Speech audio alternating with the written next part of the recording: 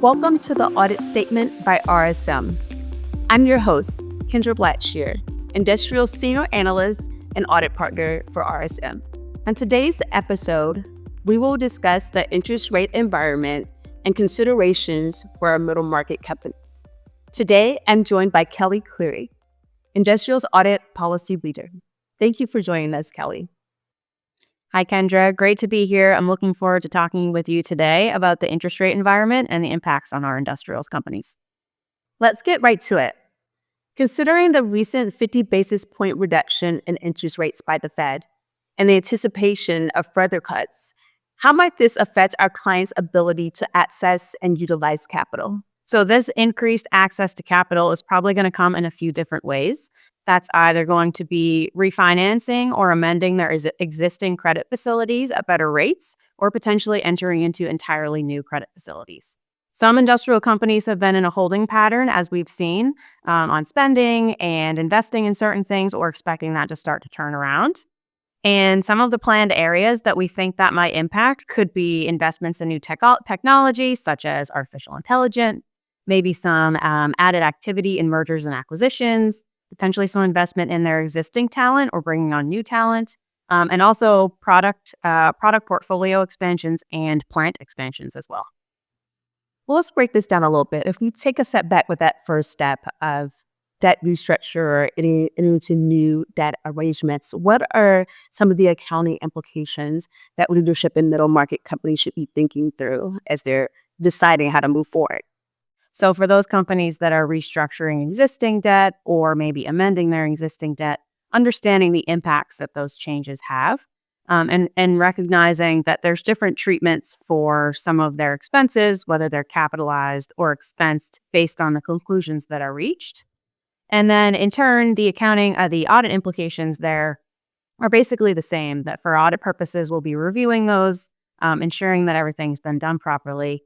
And also noting that sometimes these transactions can be pretty complex, and it may be important to bring in some specialists. I think the big question is, where do we anticipate middle market companies will deploy this capital now that they have access to? There's a sense of a lot of kind of pent up demand from a broader perspective. And hey, is it labor that I invest in, or is it plant expansion?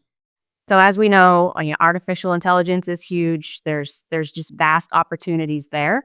So we're expecting that there's going to be some investments on that side of things, as well as potentially new ERP systems or other sort of tech that some of these manufacturing and energy sector companies have previously not been able to invest in. So as companies invest in new technologies, there's going to be some accounting and audit implications that they should be considering.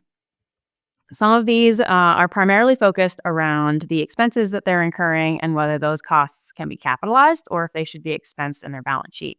There could also be impacts depending on how much they're spending to their footnotes and their disclosures. If there's material additions to technology, there could be additional information they need to disclose for the readers of their financial statements.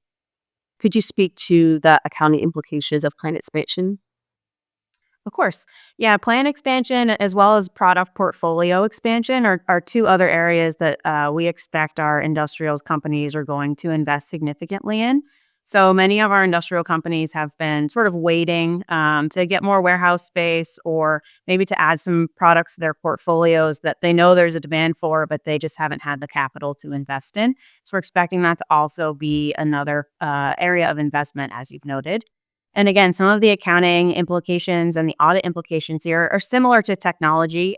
Just understanding what costs they're incurring, understanding where those expenses belong in their financial statements can be important, and also understanding that if they're spending significant amounts of money on these areas, that they could require some additional disclosures than they typically have, so that the readers of the financials have a full picture of the activity of the company and the expenses that they're incurring.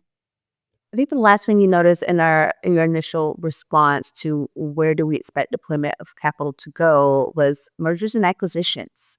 Speak a little bit to the impact of that on the accounting for our middle market companies.